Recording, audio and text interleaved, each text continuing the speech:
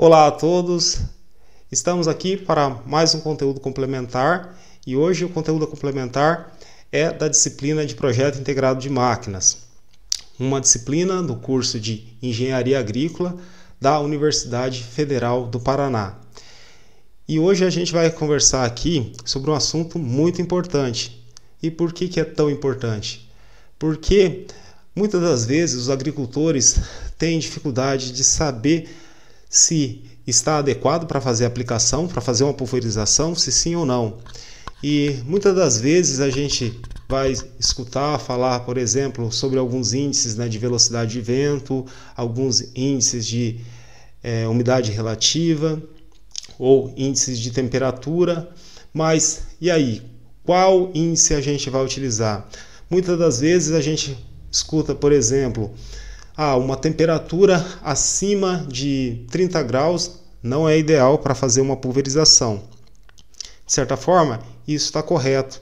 Ou quando a gente escuta, por exemplo, uma umidade relativa quando ela está muito baixa, também não está adequado para se fazer uma pulverização, porque nós vamos ter uma situação mais propícia para ter perdas. Lembrando que as perdas numa aplicação de pulverização ela pode acontecer principalmente pela exoderiva, pela endoderiva, ou então, por exemplo, quando ocorre um escorrimento do produto no alvo, e ainda uma perda pode acontecer pela evaporação.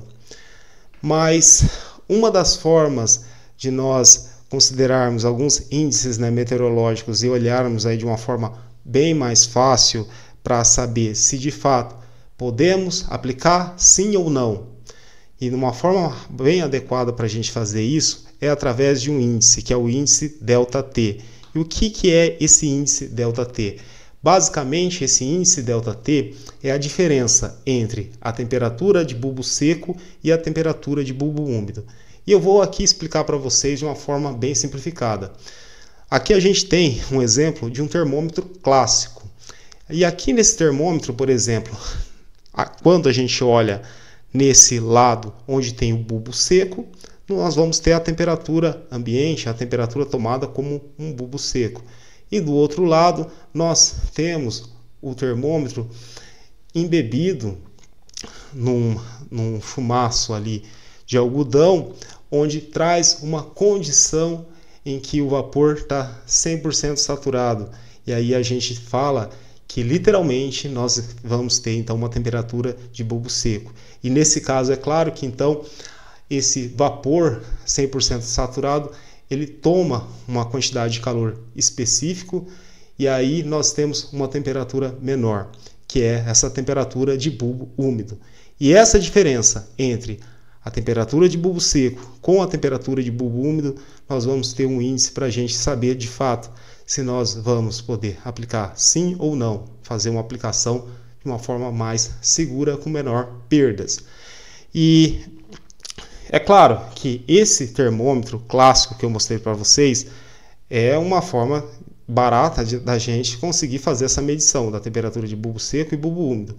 Mas uma outra forma não tão cara, uma forma também barata e bastante ágil e fácil, é utilizar um instrumento digital como esse equipamento que eu estou mostrando aí para vocês, que ele traz várias unidades, como por exemplo a temperatura de bulbo seco, a temperatura de bulbo úmido, a umidade relativa e a temperatura no ponto de orvalho. Então são medidas meteorológicas importantíssimas para pulverização, para o armazenamento, são medidas que podem ser utilizadas e eu vou mostrar para vocês como que essa medida vai ser utilizada, essa diferença da temperatura de bulbo seco com a temperatura de bulbo úmido. Um outro equipamento bastante acessível, não é caro, é esse equipamento que eu estou mostrando agora para vocês, que é um equipamento que também mede a umidade relativa do ar, também mede a temperatura, mas além disso ele é um anemômetro e mede dessa forma a velocidade do vento, porque também é um índice bastante importante, principalmente nas questões de deriva e da perda também do produto e do tempo de vida de gota. Mas eu estava falando agora sobre tempo de vida de gota. Como que nós podemos calcular esse tempo médio da vida da gota? É um índice que, para fazer esse cálculo, já utiliza essa diferença de temperatura, esse ΔT. Basicamente, para se calcular esse tempo da vida da gota, tempo de sobrevida da gota, nós vamos utilizar o diâmetro mediano volumétrico de uma população de gotas. E aí, né, se vocês forem lá olhar nos meus outros conteúdos da disciplina de máquinas e implementos, vocês vão observar como, por exemplo, que se calcula esse diâmetro mediano volumétrico utilizando podemos aí utilizar um método mais rústico, como por exemplo o uso dos papéis hidrossensíveis para fazer essa medição do diâmetro mediano volumétrico. Depois nós vamos fazer uma relação, né, multiplicado, é claro, antes, né, esse diâmetro mediano volumétrico ele é elevado ao quadrado, e aí depois nós fazemos uma relação com a multiplicação de 80 vezes o ΔT. O ΔT, lembrando que é essa diferença da temperatura de bulbo seco em relação à temperatura de bulbo úmido. E aí nós vamos ter uma medida sobre o tempo de sobrevida da gota. E esse tempo, aqui nesse trabalho, a gente consegue visualizar que o tempo de sobrevida é muito pequeno, principalmente quando o diâmetro mediano volumétrico das gotas é pequeno. E aí, quando eu estou falando, eu não estou falando de uma gota, estou falando do diâmetro mediano de uma população de gotas.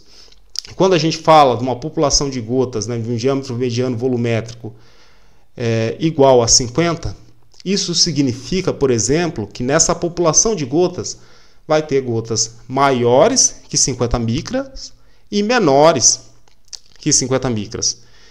E nesse exemplo que eu mostro aqui para vocês, com um ΔT, um delta de temperatura de bulbo seco e bulbo úmido igual a 8, e uma população de gotas com diâmetro mediano volumétrico de 50, o tempo de sobrevida dessa gota é de somente 3,9 segundos. E isso significa o quê? Vamos aí imaginar na aplicação de um drone com uma baixa, o que utiliza normalmente, né, uma baixa taxa de aplicação, em torno aí de 15 litros por hectare. Para que esse equipamento traga, por exemplo, uma boa cobertura, uma boa densidade de gotas, é necessário fazer uma quebra dessas gotas em gotas menores. Em gotas como, por exemplo, gotas de diâmetro mediano volumétrico de 50 micra. Isso faz com que a vida dessas gotas seja muito pequena. Num caso que, se tivermos, por exemplo, um delta de temperatura igual a 8, essa sobrevida da gota será somente em torno de 3,9 segundos. Mas, numa condição melhor, em que o delta de temperatura é menor, como nesse segundo quadro onde nós vemos, em que o delta de temperatura é 1,5 segundos, para esse mesmo exemplo, nós vamos ter, ou para um exemplo similar, nós vamos ter uma sobrevida de gota bem maior, de 20,8 segundos. Mas, em ambos os casos, ainda nós temos situações críticas, porque, idealmente, nós teríamos que ter uma sobrevida da gota, uma vida de gota, aí em torno, por exemplo, de 60 segundos, 1 minuto, para que, é claro, que o produto, se um produto for sistêmico, ele penetre no alvo, ele faça uma ação com o alvo, ele faça uma interação com o alvo. E aí nós precisamos, é claro, que esse produto entre em contato, entre no sistema da planta, entre em contato com o alvo, com a praga, para que de fato ocorra uma eficiência maior de aplicação. E de forma geral, nós vamos conseguir isso quando nós temos gotas, ou melhor assim dizendo, uma população de gotas com um diâmetro volumétrico um pouco maior. E aí, nesse gráfico, é interessante que a gente consegue observar, né, os diferentes diâmetros volumétricos de gota, desde 300 até 50 micras, e aí nós conseguimos observar para cada delta de temperatura, né, nós olhamos então o tempo de sobrevida em função do delta de temperatura. E aí nós confirmamos, é claro, que nós vamos ter uma maior sobrevida quando nós temos gotas maiores. Uma coisa importante também de se enfatizar, o que interfere nessa perda por evaporação ou por deriva, por exemplo, vai impactar principalmente a temperatura, a umidade relativa e o vento. São essas três condições principais que afetam essas possibilidades de perda de uma aplicação. E aí nós temos que lembrar principalmente que na nossa época, nós estamos falando agora desde setembro, pelo menos nas nossas regiões aqui do sul, sudeste, é uma época onde nós temos normalmente temperaturas mais elevadas, temos um clima mais seco e é a época que nós normalmente fazemos a dessecação pós-colheita do milho ou pós-colheita do trigo para fazer o plantio da soja. E aí nós temos que tomar cuidado com essas condições meteorológicas de aplicação da dessecação, porque se nós tivermos perdas, além da redução da eficiência da aplicação dessa dessecação, nós podemos levar a contaminação e levar uma certa forma, intoxicação para uma lavoura de um vizinho, e aí não é uma coisa interessante, porque pelo menos aqui na nossa região nós temos pomares, nós temos pomares em floração, e aí isso não é tão interessante. E a gente consegue visualizar, por exemplo, nessa imagem, que a ação do vento faz com que, por exemplo, aqui nós temos então uma representação da gota sobre a superfície, e a ação do vento ela tende a romper essa zona de saturação que envolve a gota. E quando ela remove essa zona, ou ela interfere nessa zona de saturação da gota, isso faz com que a gota reduza o seu tempo de vida sobre a superfície do alvo. Ocorra uma aceleração nessa evaporação da gota. E aqui nós finalmente chegamos nesse ábaco que é tão importante. E por que eu falo que esse ábaco é o centro aqui dessa nossa conversa? Porque aqui nesse ábaco ou gráfico, nós podemos observar a seguinte informação. Nessa zona amarela que nós vemos, dessas curvas, nessa região amarela, nós temos a zona de preferência, a zona adequada para se fazer a pulverização. Nas zonas cinzas, são zonas que são consideradas marginais, piores para se fazer a pulverização. E zonas em vermelho são consideradas áreas que não se deve fazer a pulverização porque os riscos de perdas são muito maiores. E aí nós temos nesse gráfico, por exemplo, no seu eixo vertical direito, o delta de temperatura, que é a diferença da temperatura de bulbo seco em relação à temperatura de bulbo úmido. Do outro lado, no eixo mais à esquerda, nós vemos a umidade relativa do ar e na parte de baixo nós temos a temperatura ambiente, a temperatura de bulbo seco. E aí nós temos esse gráfico plotado em função da velocidade do vento, em faixas de velocidade de vento. É claro que também nós já vemos, também falamos isso sobre tecnologia de aplicação, lá na disciplina de máquinas e implementos 1, e é sempre preferível que se tenha uma certa quantidade de vento, dependendo do tipo da aplicação, para que haja uma penetração do produto no meio da planta. É interessante às vezes que se tenha uma velocidade de vento. Porém, se a velocidade de vento ela aumenta demais ou aumenta acima, por exemplo, de 5 km por hora, a gente vai observando que essa zona de preferência, aqui representada na cor amarela, ela vai se reduzindo. Essa zona onde nós temos uma melhor preferência para se fazer a aplicação de pulverização. E essa situação ela é pior, por exemplo, quando essa velocidade de vento ela aumenta a patamares acima de 11 a 15 km por hora. A gente vê que nós vamos ter uma zona muito restrita para se fazer a aplicação. Condições muito específicas, como por exemplo, uma condição onde o delta de temperatura tem que estar numa faixa de aproximadamente 2. É uma faixa muito pequena, uma faixa de 2 a 4. Então é uma faixa de delta de temperatura bastante pequena. E ainda também nós conseguimos visualizar que as faixas em que isso acontece é uma faixa também de temperatura bastante restrita.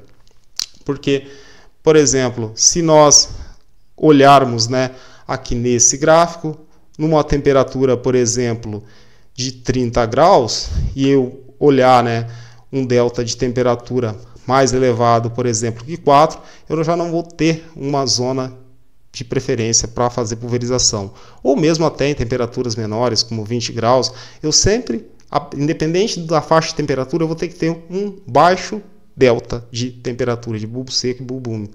E essa que é a dificuldade, por exemplo, quando nós temos uma velocidade de vento mais elevada. E aqui eu vou trazer para vocês um exemplo em que nós fizemos a medição. Hoje é dia 4 de setembro de 2025, e nós, com os alunos do curso da disciplina de máquinas, de projeto integrado de máquinas, nós fizemos as medições das condições meteorológicas. E aqui, o que nós tínhamos? Nós tínhamos uma temperatura de bulbo seco em torno de 30 graus. Nós tínhamos, às 14 horas e 45 minutos, uma temperatura de bulbo úmido com um valor de 18,5 graus Celsius. E essa diferença entre a temperatura de bulbo seco com a temperatura de bulbo úmido nos deu um ΔT de 11,5 graus Celsius. Naquele momento em que nós fizemos essa medição, a umidade relativa do ar estava em torno de 34%. E ainda uma outra informação que nós vimos era a velocidade do vento, que nós medimos utilizando o anemômetro. A velocidade média do vento ela estava em torno de 7,5 km por hora, mas tínhamos rajadas de vento que alcançavam, por exemplo, valores maiores que 11 km por hora. Mas, em média, nós tínhamos aí um valor de uma velocidade de vento de 7,5. Essa condição nos trouxe, e aqui eu mostro para vocês essa condição no gráfico, e vejam que essa condição de temperatura de 30 graus e esse delta, né, de temperatura de 11,5 nos traz para essa zona em vermelho. E essa zona em vermelho significa uma zona de não preferência, uma zona não adequada para a pulverização. E por que ela não é adequada para a pulverização? Se nós fizermos uma pulverização nessas condições, nós com certeza teremos muito mais riscos de perda por evaporação e por deriva. E aí, aqui eu mostro para vocês, por exemplo, que isso depende muito também do tipo de gota que está sendo aplicado.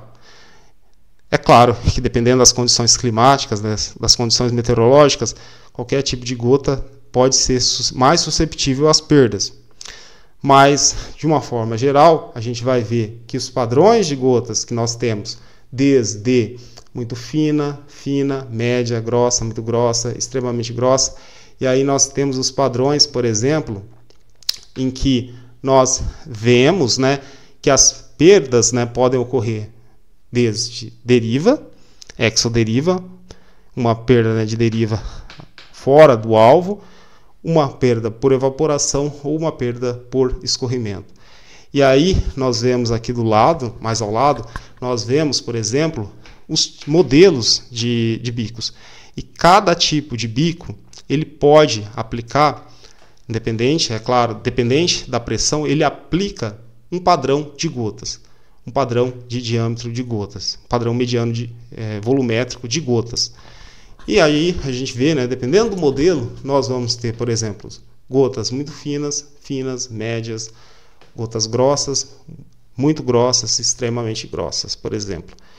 E nesse quadro, a gente observa, por exemplo, que pontas de aplicação que tem um padrão de aplicação de gotas médias traz um risco moderado de deriva, por exemplo, de evaporação, também traz um risco moderado e também traz um risco moderado para perdas pelo escorrimento. E aí também, né, nós vamos ter uma penetração, né, no alvo média, mas a gente trabalha de uma forma mais mediana, uma forma média que nós temos menos riscos. Vamos aqui também mostrar, né, por exemplo, novamente aí um quadro, que aqui nós temos uma visualização sobre os tipos, né, de pontas de aplicação, e na quarta coluna nós vemos o padrão de gotas que é aplicado por essa ponta de aplicação, e nós conseguimos visualizar que às vezes, né, é claro que independente, né, da pressão, a gente vai ter um padrão, um diâmetro mediano volumétrico padrão para essas gotas. E nós vemos também, né, que normalmente, nós conseguimos visualizar a partir desse quadro, que normalmente pontas de aplicação com menor vazão trazem padrão mediano volumétrico de gotas menor. E aí, né, é claro que pontas, né, com maior vazão, quando nós vamos aumentando essa vazão, provavelmente nós vamos ter padrão mediano volumétrico de gotas maiores. Então, por exemplo, nesse primeiro exemplo de ponta, onde nós temos uma ponta de aplicação de amplo espectro, nós vemos que a vazão varia de 0,37 até 0,74 litros por minuto, isso dependendo da pressão, né, de aplicação. Então, quanto maior a pressão, maior a vazão, mas independente dessa variação de vazão, nós temos o padrão de gotas finas. E agora, na extremidade, nós olhamos, por exemplo, esse bico marrom. O bico marrom, ele tem uma maior vazão. A vazão desse bico marrom varia, por exemplo, de 1,27 litros por minuto até 2,41 litros por minuto. Esse bico que tem uma maior vazão, ele aplica gotas com padrão de diâmetro mediano volumétrico com padrão de gotas média até padrão de gotas grossas. E aí, nesse caso, a gente visualiza então que, em geral, né, bicos com maior vazão também podem trazer gotas com diâmetro mediano volumétrico maior. E é claro que nesse caso, né, de um padrão, uma aplicação com gotas, né, com padrão mediano volumétrico menor, tendem a ter maior risco a perdas, principalmente por evaporação e por deriva. E aqui a gente visualiza também, a partir, né, aproveitando as informações desse quadro, nós conseguimos visualizar que os padrões, né, de vazão dessas pontas de aplicação são dados pelas cores. Então, por exemplo, uma ponta de aplicação verde, ela tem um padrão de vazão menor do que uma ponta de aplicação de cor azul. E nós ainda falamos outra informação que está relacionado ao tipo de ponta. Nesse caso, eu estou mostrando, né, pontas de amplo espectro. Então, apesar de nós termos, por exemplo, uma ponta que pode aplicar um padrão de gotas, né, de diâmetro mediano volumétrico médio, ela tem um amplo espectro. Isso quer dizer que nessa população de gotas vai ter gotas que são de tamanho menor, bem menor, por exemplo, ou gotas com padrão de tamanho muito maior. Mas o diâmetro mediano volumétrico dessas gotas, por exemplo, vai ter um padrão médio. E aí nós vemos, né, também a partir, né, de tudo isso, principalmente que eu tomei algumas informações dessa publicação extensionista do Instituto Nacional, né, de Tecnologia Agropecuária, né, de Santa Fé. É uma publicação que leva a informação extensionista aos agricultores, da mesma forma que aqui nós, da disciplina, né, de projeto integrado de máquinas, tentamos conversar e falar, né, com os alunos e falar também interlocução com os agricultores e levar informação interessante. E agora, né, nesse caso, nós estamos aí mostrando, né, uma ferramenta interessante, que é esse delta, né, de temperatura de bulbo seco em relação à temperatura de bulbo úmido, sendo utilizada para melhor auxiliar nessa decisão sobre o melhor momento para se fazer a pulverização.